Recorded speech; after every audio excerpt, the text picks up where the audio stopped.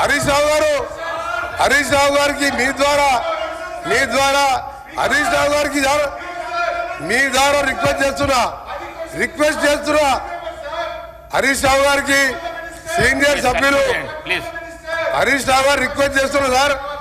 Request అని చెప్తున్నా కూడా కూర్చుంటలేదు ఆయనకు నిజంగా ఆయనకు మర్యాద ఉంటే నేను రిక్వెస్ట్ అని చెప్తున్నా సార్. నేను రిక్వెస్ట్ చేస్తున్నా. ఉప్పల్కి వెళ్ళి గట్కేశారు సార్. ఎంతమంది చనిపోయారు సార్ తెలియాలి సార్. ఇది ప్రజలకు తెలియాలి సార్. ఒకటి సార్ హరీష్ రావు గారు మీరు సీనియర్ సభ్యులు సార్. క్వశ్చన్ నిన్న ఇంపార్టెంట్ క్వశ్చన్ రోడ్లు అనేది చాలా ముఖ్యం సార్. హరీష్ రావు గారికి ఏంటంటే హరీష్ రావు గారికి దబాయించడం ఒకటి తెలుసు అధ్యక్ష. ఆయన దబాయించడం ఒకటి తెలుసు, ఆయన పనిచేసేది తెలియదు సార్. 5 ఏళ్ళు ఇరిగేషన్ మినిస్టర్ గా మీరు డిస్టర్బ్ హరీష్ రావు గారు, ఇది పద్ధతి కాదు. నేను ఉన్న రోడ్స్ మీద చెప్తున్నా. ఉప్పల్ నుంచి సార్ అది కూడా వస్తా, ఆడికి కూడా వస్తా చివరిగా ఆడికి కూడా వస్తా. ఫైనల్ గా సార్ ఓఆర్ఆర్ అంటే సార్ ఉప్పల్కి వెళ్ళి గట్కేసరికి పోయేది నేను చెప్తే దానికి మాట్లాడలేదు. ఇప్పుడు నేను స్టార్ట్ చేయించా. ఇంకొకటి సార్ చివరిగా చెప్తున్నా.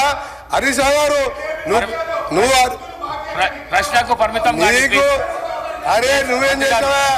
నువ్వు కమిషన్ తీసుకొని కూలిపోయే కాళేశ్వరం ఎట్లా కమిషన్ తిన్నావు నీకేం తెలుసు సార్? ఒక నిమిషం లాస్ట్ విషయం ఓఆర్ఆర్ సార్. ఇవాళ హైదరాబాద్ ప్రపంచ పటంలో పెట్టింది కాంగ్రెస్ ప్రభుత్వం. ఓఆర్ఆర్ నిర్మించి 6,500 కోట్ల జైకా ఫండ్స్ తోని 1000 ఎకరాలు సేకరిస్తే ఆ రోడ్డుతోని హైదరాబాద్ కోకాపేట్ ఫైనాన్షియల్ డిస్ట్రిక్ట్ అదే ఏరియాలో ఎయిర్పోర్ట్ కడితే కోకాపేట్ అమ్ముకున్నారు అధ్యక్ష. 1,00,000 కోట్ల విలువ చేసే సార్ ఇది మంచి పద్ధతి కాదు సార్. సార్ నేను ఉన్న వాస్తవాలు చెప్తున్నా. రోడ్లు వేసేదే కాదు కూలిపోయే ప్రాజెక్టు కట్టొచ్చు, కమిషన్ తినొచ్చు. నేను ఒకటే చెప్తున్నా అధ్యక్ష. ఓఆర్ఆర్ అమ్ముకొని అందులో 7,000 కోట్లకి 1,00,000 కోట్ల విలువ చేసే ఓఆర్ఆర్ అమ్ముకొని ఒక నిమిషం సార్ 1,00,000 ఈరోజు సార్ మళ్ళీ చెప్తున్నా, గర్వంగా చెప్తున్నా. గౌరవ ముఖ్యమంత్రి గారు గడ్కరీ గారి సహాయంతో ఈరోజు రీజనల్ రింగ్ రోడ్ అనే ప్రపంచ స్థాయి స్టాండర్డ్స్ తో రీజనల్ రింగ్ రోడ్ ని వచ్చే మార్చి నాటికి భూసేకరణ చేసి రీజనల్ రింగ్ రోడ్ కూడా ఆర్ఎండ్బి శాఖ ద్వారా నిర్మించబోతున్నాం. హరీష్ రావు గారికి చెప్తున్నా, ప్రశాంత్ రెడ్డి చెప్తున్నా, మీరు చెయ్యలే ఒక్క పని చేయకుండా మీరు వాస్తవాలు చెప్తే భయపడుతున్నాడే. వాస్తవాలు చెప్తే భయపడుతున్నారు చెప్తున్నా. వారు చేయలేని విషయాలన్నీ కూడా సార్. చివరిగా RRR రీజనల్ రింగ్ రోడ్ దాదాపు 38,000 కోట్లతోని వచ్చే 4 ఏళ్లలో పూర్తి చేసి హైదరాబాద్ ని ప్రపంచ పటంలో పెట్టాలనేదే మా ప్రభుత్వ లక్ష్యం. Thank you. గౌరవ శాసనసభ్యురాలు శ్రీమతి సబితా ఇంద్రారెడ్డి గారు.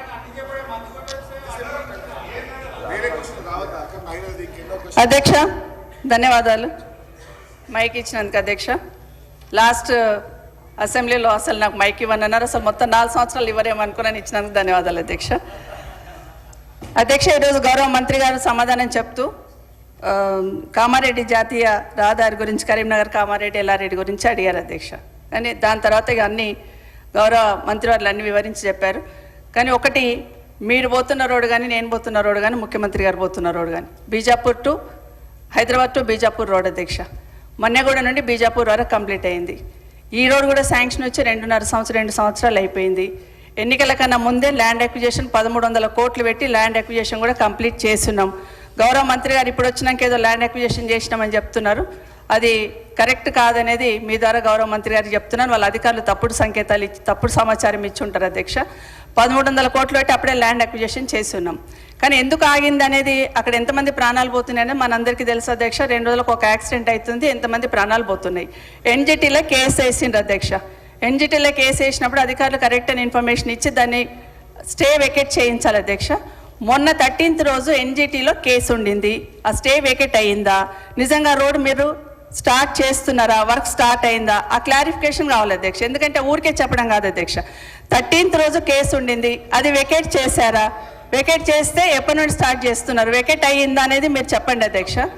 ఎందుకంటే అది కరెక్ట్గా స్టార్ట్ కాలేదు అధ్యక్ష. నేను మొన్న యాక్సిడెంట్ అయినప్పుడు గౌరవ కలెక్టర్ గారితో మాట్లాడి కనీసం సైడ్ బాంబ్స్ అన్న క్లియర్ చేయండి, గడ్డితోని యాక్సిడెంట్ అవుతుంది అది తీయండి అంటే అది మాత్రమే క్లియర్ చేస్తున్నారు తప్పిస్తే రోడ్ స్టార్ట్ అయింది కాదు అధ్యక్ష. అది స్టార్ట్ కానే కాదు.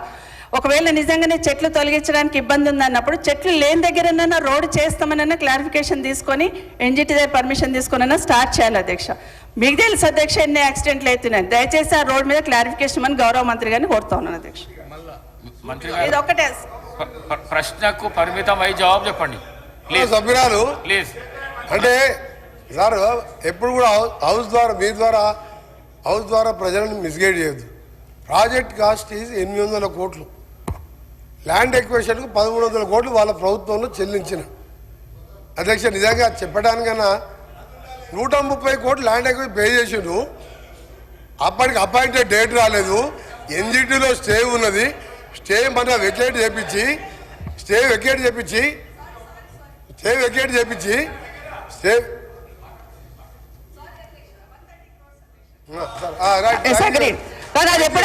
ఎప్పుడు చేస్తున్నారు సార్ అది చెప్పాలి అధ్యక్ష. అధ్యక్ష మీ ద్వారా ఒకటి అడుగుతున్నా, బిఫోర్ ఎలక్షన్స్ ల్యాండ్ అక్విజిషన్ చేసినాం కదా అధ్యక్ష, అది నేను క్లారిఫికేషన్ అడుగుతున్నాను. అప్పటి నుండి జరుగుతుంది కదా, ఎన్జిటీలో కేసు ఏమైందని సూటిగా అడుగుతున్నాను అధ్యక్ష. 840 కోట్లే శాంక్షన్ రోడ్కి, 130 కోట్లు ల్యాండ్ అక్విజిషన్ చేసుకున్నాము, అది కరెక్ట్ అధ్యక్ష, అయిపోయింది కంప్లీట్. కానీ ఎప్పటి నుండి ఎప్పుడు వెకెట్ అవుతుంది ఎన్జిటీలో మాత్రమే అడుగుతున్నాను అధ్యక్ష.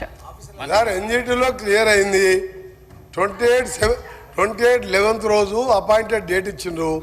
29th రోజు ఈ 29 మన నవంబర్ మొబైలైజేషన్ వర్క్ స్టార్ట్ అయింది. వారు అదే జిల్లా వారు ఇప్పుడు పోయి చూసుకోవచ్చు వర్క్ నడుస్తుందా లేదా. మీరు ఎప్పుడు కూడా వాస్తవాలు ఒప్పుకోవాలి. గట్కేసర్ ఫ్లైఓవర్ 7 ఏళ్ళు అయింది. మీ సంగతి చెప్పాలంటే ఒక రోజంతా పడుతుంది అధ్యక్ష, ఒక రోజంతా పడుతుంది. అన్ని అబద్ధాలే. ఒక్క మంచి పని చేయకుండా రాష్ట్రాన్ని 100 ఏళ్ళ విధ్వంసం సృష్టించి వీళ్ళు ఓ రోజు బేడీలు వేసుకుంటారు. బేడీలు వేస్తారు పోలీసు వాళ్ళు అధ్యక్ష, పోలీసు వాళ్ళు వేస్తారు, రేపే మాపే పోలీసు వాళ్ళు బేడీలు వేస్తారు. వాళ్ళు బేడీలు వేసుకునేది ఆ బేడీలో ఫోటో చూస్తే ఒకరి ఆ బేడీలో ఫోటో చూస్తే అసలు బేడీలు వేసుకునేది ఇద్దరు, వాళ్ళు బేడీలు వేసుకోలే, అమాయకులకు బేడీలు బేడీలు వేయడానికి రేపు మాప పోలీసు వాళ్ళు వస్తారు, బేడీలు వేసుకొని తీసుకుపోతారు.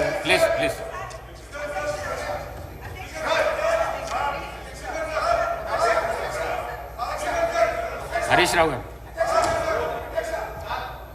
దయచేసి మీ ద్వారా కోర్స్ మీరు కూడా 2 సార్లు నేమ్ చేసిండ్రు. ఒక మంత్రిని స్పీకర్ గారు నేమ్ చేసే పరిస్థితి వచ్చిందంటేనే ఆ మంత్రి అవమానంగా ఫీల్ కావాలి.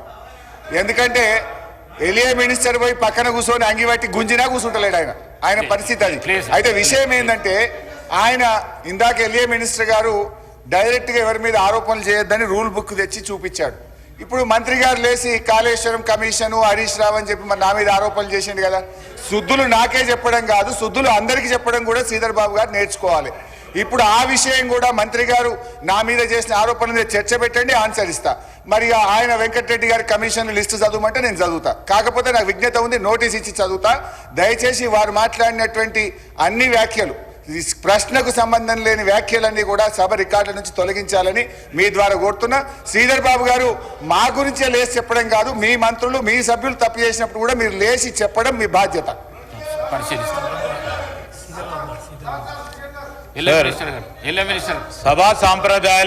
సభా సాంప్రదాయాలకు సంబంధించి రూల్స్ ప్రొసీజర్కి సంబంధించిన అంశం విషయంలో మేము వారికి కూడా తెలియజేస్తామని అధ్యక్ష. ఎవరైనా రూల్స్కి కానీ ప్రొసీజర్స్ కానీ కన్వెన్షన్స్ కానీ విరుద్ధంగా పోతే తప్పకుండా మీరు వారిపైన చర్య తీసుకునే అధికారం ఉంది. ఎవరు అయినా కూడా అస్పర్షన్ చేసిన తప్పకుండా రికార్డులను తొలగించండి అధ్యక్ష. మేము కూడా ఖచ్చితంగా కూడా దానిపైన నిలబడతాం. ఎందుకంటే సభా సాంప్రదాయాలను పాటించాలి, డెమోక్రటిక్ స్పిరిట్తోనే ముందుకెళ్తామని నేను గౌరవ సభ్యులు హరీష్ రావు గారికి కూడా తెలియజేస్తాను.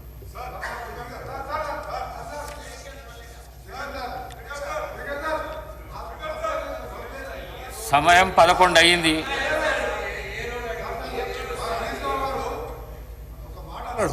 దానికి ఒక్కటే సమాధానం చెప్ప ఆయన ప్రతిపక్ష నాయకుడు మాట్లాడేవాడిని. ఈ పిల్లలతో ఏం మాట్లాడతాను సార్? ఈ పిల్లలతో మేమే మాట్లాడు సార్. నేను ఒకటి సార్ ఒకటే సార్, ఆయన ఒక మాట అన్నాడు, కాళేశ్వరం కమిషన్ హరీష్ రావు అని ఒప్పుకుంటున్నా.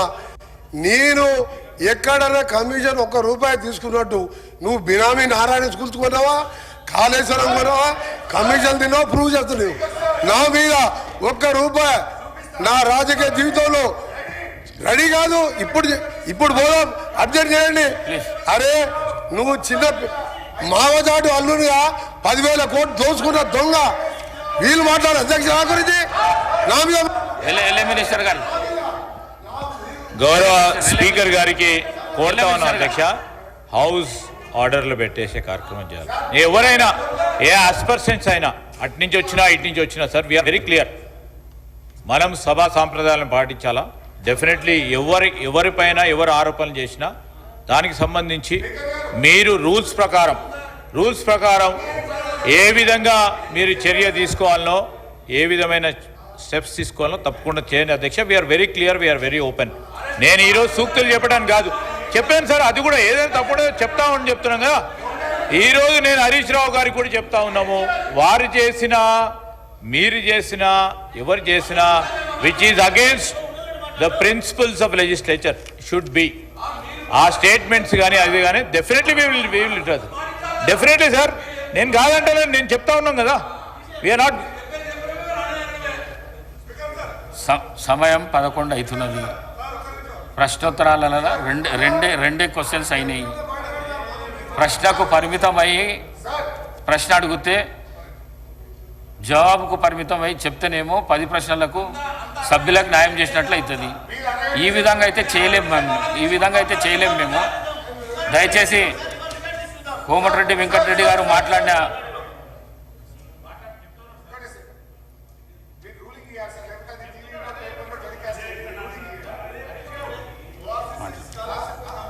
స్పీకర్ సార్, నాది ఒక్కటే రిక్వెస్ట్ మీది, దయచేసి మీరు ఇక్కడ రూలింగ్ ఇస్తేనే సభ రికార్డు నుంచి తొలగిస్తున్నాం అంటే అది టీవీలో పేపర్లలో టెలికాస్ట్ కాదు, అదర్వైజ్ ఇబ్బంది అవుతుంది. ఇంకొక చిన్న సబ్మిషన్ సార్, మనం నార్మల్గా రోడ్ల మీద డ్రంక్ అండ్ డ్రైవ్ టెస్ట్ చేస్తాము, ఇప్పుడు అసెంబ్లీలో కూడా బయట డ్రంక్ అండ్ డ్రైవ్ టెస్ట్ చేయాల్సిన అవసరం కనబడతా ఉంది. కొంతమంది సభ్యులు పొద్దున్నే బాగా డ్రంక్ చేసి సభలోకి రావడం వల్ల వాళ్ళు ఏం మాట్లాడుతుందో సోయి లేకుండా మాట్లాడే పరిస్థితి వచ్చింది.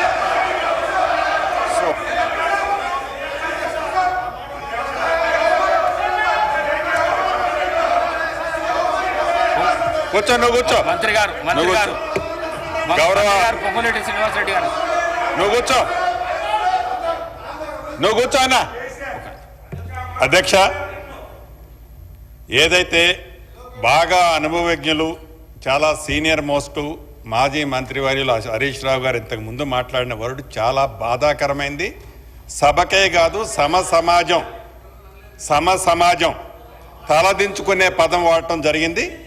ఇది సభలో అంటే మీరు ఒక పక్క కౌంటర్ చేసుకుంటూ ఏదో ఒక సందర్భంలో మా గౌరవ ముఖ్యమంత్రి గారు ఏదో ఎవరిని కోడ్ చేయకుండా వాళ్ళు ఈ బాటిల్స్ అనే సబ్జెక్టు మాట్లాడిన దానికే మీరు గుంజుకున్న వ్యక్తిగతంగా వ్యక్తులని పాయింట్అవుట్ చేస్తూ అనుభవం ఉన్న మీరు ఏదైతే మీరు మాట్లాడారో ఇది చాలా అభ్యంతరకరమైన పదం. తప్పకుండా ఇది మీరు కాదు మేము మాట్లాడినా వ్యక్తిగతంగా ఇట్లా తప్పు. ఇక్కడ దీనికి సభా సాక్ష్యంగా మీరు క్షమాపణ చెప్పాలని డిమాండ్ చేస్తున్నాను.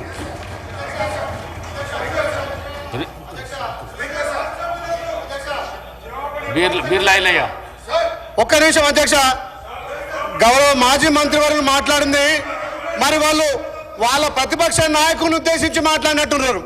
మరి ఆయన ప్రతిపక్ష నాయకు పాత్ర వహించక ఫామ్ హౌస్ లో దాగి పండుకుంటే వాళ్ళు మామ గుర్తొచ్చినట్టు మా గౌరవ మంత్రి మీద మాట్లాడడం దుర్మార్గం. మా గౌరవ మంత్రి గారు మంత్రి పదవికి త్యాగం చేసే వ్యక్తి ఇవాళ మీ ప్రతిపక్ష నాయకులు ఫామ్ హౌస్ లో పండుకుంటే సభను అవగౌరవపరిచే విధంగా తాగుబోతుంటున్నారు. అంటే మీకున్న అలవాట్లు మాకున్నాయని చెప్పి మీరు అంటున్నారు, ఇది తప్పు. అధ్యక్ష, గతంలో చూడండి మీ మాజీ ముఖ్యమంత్రి హెలికాప్టర్ లో తాగి పడ్డ సంగతి ఇక తెలంగాణ ప్రజల తాగి మరి మీ ప్రతిపక్ష నాయకుడు ఇలా ప్రతిపక్ష హోదా నిర్వహించకుండా ఇలా తాగి ఫామ్ హౌస్ పట్టుకుంటే మీరా మా మంత్రి గురించి మాట్లాడాలి, మీరా మా ప్రభుత్వం గురించి మాట్లాడాలి. గౌరవం కోమటిరెడ్డి వెంకటరెడ్డి గారు మంత్రి గారు మంత్రి పదవి త్యాగం చేసిన వ్యక్తి, ఆయన గురించి మీరు మాట్లాడే నైతిక విలువలు మీకు లేవు అధ్యక్ష. మీ లెక్క మీ అగ్గిపెట్టి హరీష్ రావు లెక్క ఈ మాట్లాడడం దుర్మార్గం అధ్యక్ష. అది రికార్డుల నుంచి తప్పకుండా తొలగించాలి. మీ లెక్క కమిషన్లు ప్రతి దాంట్లో కమిషన్లు ఖచ్చితంగా అధ్యక్ష. తెలంగాణ కోసం వాళ్ళు డ్రామా ఆడితే మంత్రి పదవికి త్యాగం చేస్తారు కోమటిరెడ్డి వెంకటరెడ్డి గారు. హరీష్ రావు గారు మాట్లాడిన మాటలు కానీ, మరి గౌరవ సభ్యులు బీర్ల ఐలయ్య మాట్లాడిన మాటలు కానీ రెండొట్టున రికార్డుల నుంచి తొలగించడం అయింది. కోమటిరెడ్డి వెంకటరెడ్డి గారు మాట్లాడిన మాటలు కూడా పరిశీలిస్తుంది. All the remaining questions are deemed to have been answered. Question hour is over.